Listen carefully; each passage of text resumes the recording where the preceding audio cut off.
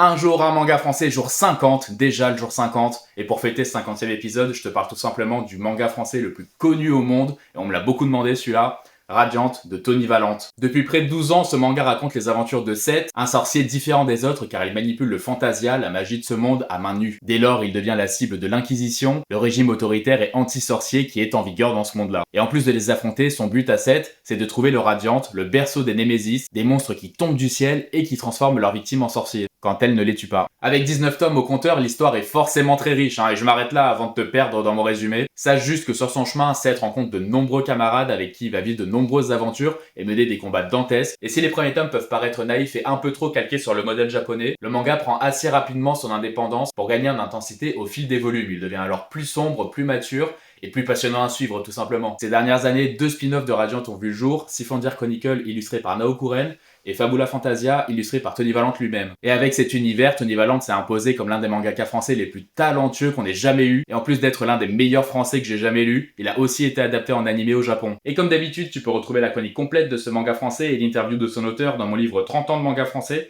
que tu peux commander sur le lien en bio.